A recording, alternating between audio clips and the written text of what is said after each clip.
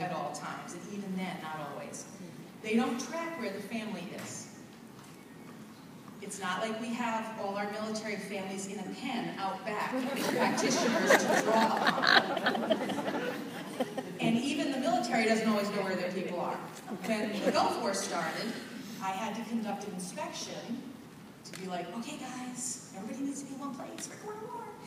And we couldn't find a couple service members. And it wasn't until I got a call from the Fulton County Jail that we found out where these little fellas were. So if I don't know where the service members attached to this unit are, you can bet I do not know where that service member's baby mama is, okay?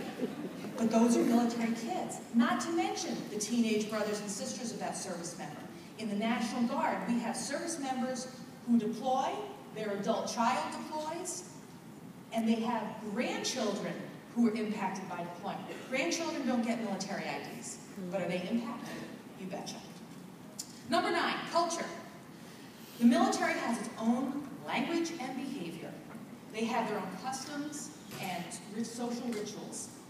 They can instantly spot someone who has no clue. Don't let that be you.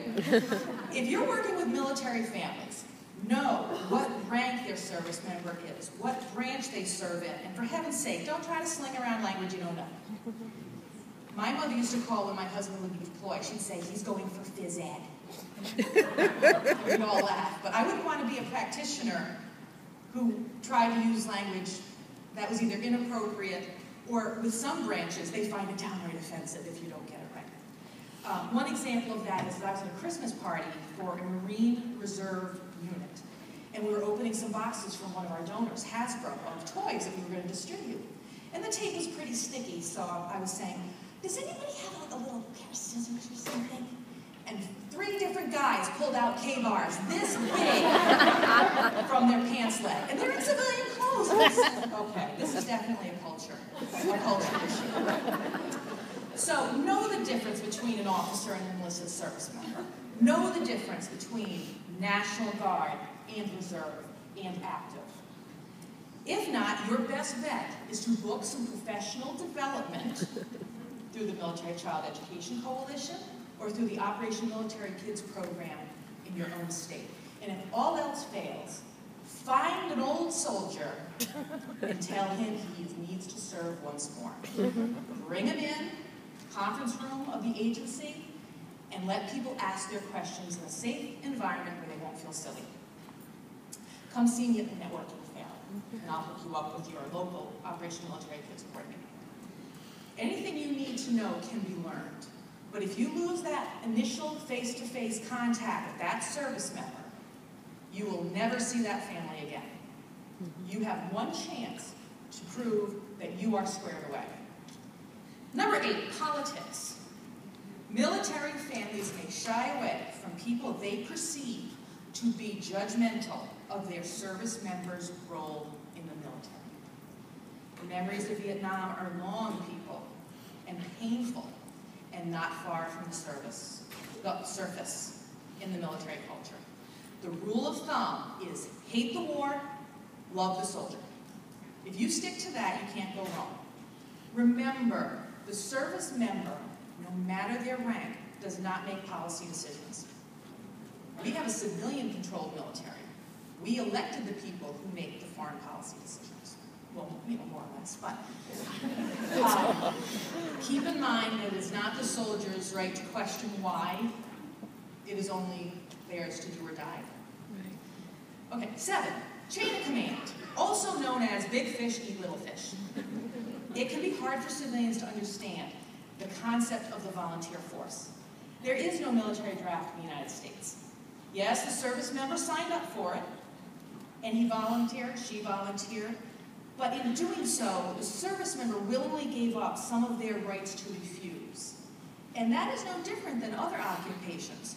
When someone has a religious vocation and takes holy orders, or somebody takes the Hippocratic Oath, you willingly, for the privilege of service, give up some of your rights to refuse and decline. Keep your eye on the fact that the service member has fewer choices than their civilian counterparts. And the service member can't just say no, even if it's impacting their 6, the stiff upper lip. Junior service members may be afraid to ask for help and might even discourage their families from going outside the wire, meaning asking for outside help. The family may be afraid of impacting the service member's career or making the service member look weak. Military families pride themselves on their self-sufficiency, and it can be a big leap to pick up the phone. Some family members will want to let their service member know they're struggling, perhaps feeling that they're just making it harder on their service member who is already doing a hard job.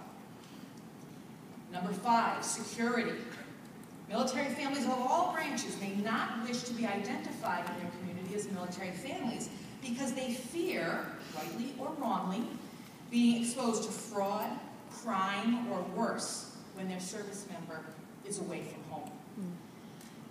When I was at Fort Benning, and I was home with 2 babies under 2 years old, I used to put the yellow ribbon on the door, on the wreath, on the tree, on the mailbox, until a wise woman said, "Honey, you gotta take that down, bless your heart." And I said, "Why?" And she said, "You are advertising that you are separated from your service member." She says, "Honey, this is the South. They're expecting your man to protect you." And I was like, "Oh, okay," so I took it all down. Then another neighbor came to see me a couple days later and said, "You know, you really ought to stop lighting this place like Yankee Stadium at night. You're just giving away that you're home alone." Never would have thought of that. So, another trick is the active duty installation. You can drive down the road where the motor pools are, where the vehicles of the military units are, and smart criminals know when they are all empty, that means the equipment's gone, that means the service members are gone, that means families are home alone. So, sometimes it's a tough nut to crack to get a military family to bring to the fore the fact that they are one adult short in their home. Number 4. Military families have the same problems and issues all families do.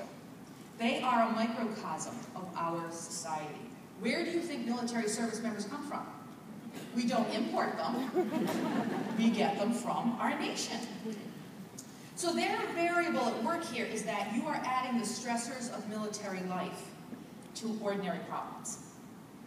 Item 3, employment is a multiplier. In deployment, it is the lens through which all other problems are magnified. In children, behaviors may regress. When my husband would deploy, whoever was potty training would backslide, inevitably. Was it because I was on my own? Was it because there was one less parent assisting in the process? Was it because we had moved right in the middle? Who knows? Was it the child's own stress reaction? Hard to tell. Teenagers may act a whole lot more like teenagers during deployment. A child who struggles academically may all of a sudden start getting more notes home from the teacher. What I tell educators is when a child starts heading south and you don't know why, we're all trained to think, okay, the reading journal stopped getting signed.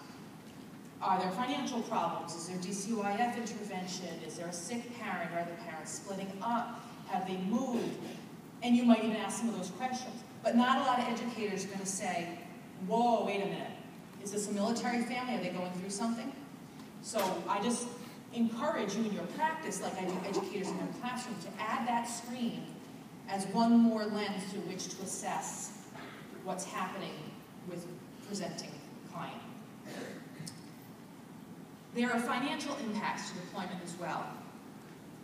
A reservist may be making a whole lot more money in his or her civilian job than they do when they're activated for their military job. On the other hand, some young service members go completely off the rails spending their combat pay. I know of a young service member who used to send the difference, his allowances, home to his mother. And it turns out his mother had a gambling problem and spent the entire deployment service allowances, deployment allowances, and he had nothing to come home to. My biggest memories, though, of those times in my life when my service member deployed, and I'm a veteran, doesn't make it any easier, though, is that sometimes I was just so terribly under the gun.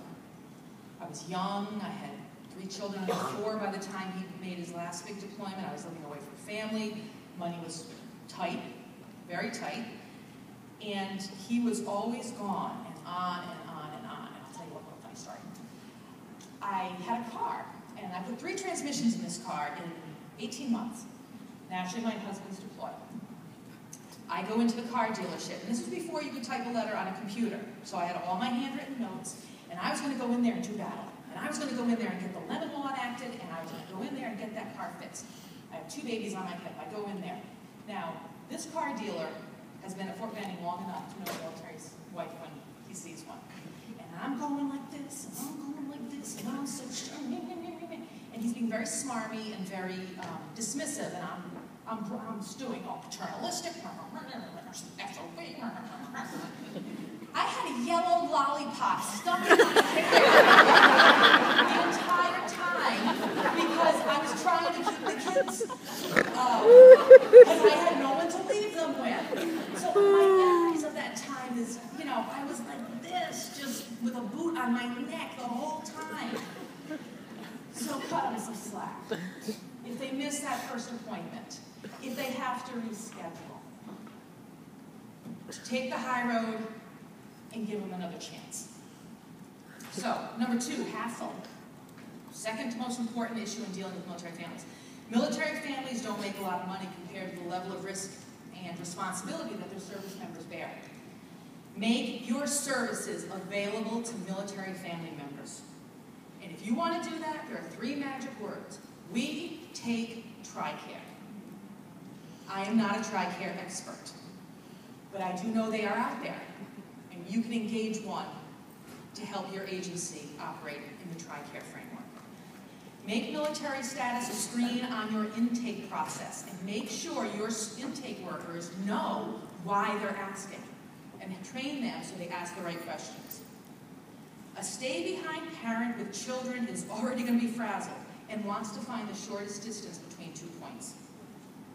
Be aware that the BS tolerance is much lower than usual when your service member is deployed. The highest accolade you can get from a military family is for them to say that your agency is squared away, as opposed to the opposite, which is they can't fight their way out of a paper bag. Okay? And the number 1 thing to know about today's military family is pride, not pity. If it were easy, everyone would do it. Even with all those challenges, I wouldn't trade it for the world. I had the best time of my life on active duty, and then later on, when I followed the flag with my husband, it was the best time of our lives. Was it hard sometime? Oh yeah. Did I cry sitting on top of a pile of peed-on sheets at 2 a.m. while the dryer dried? Yeah. You betcha. Was I on my very last nerve sometimes? Oh yes. And more importantly, and it's bittersweet, was I sometimes not the best mom I could have been? Oh yeah. Those weekends in your jammies became weeks in your jammies? Oh yes, I remember that. But through all of that, and I make jokes to cover all and tell funny stories, it was the greatest time of my life. It was our season of greatness. And I think every family you meet, even when they are on their last nerve, and they are cranky, and their last check bounced because Army pay didn't catch up, they're proud. So in closing, I would encourage you to take on the mission of caring for the families of those who serve. Don't miss out on the chance to make a difference. It makes life better for everyone in the family, and a happier family means a happier service member, which guarantees retention. And we spend too much to train service members to lose them because they don't have anybody to turn to when the rubber meets the road. Know that there are people and agencies who will partner with you to make your services accessible and understandable to the military family, and make them understandable to you. I'm available to you at any time to answer questions or concerns. I'll be at the networking fair, and also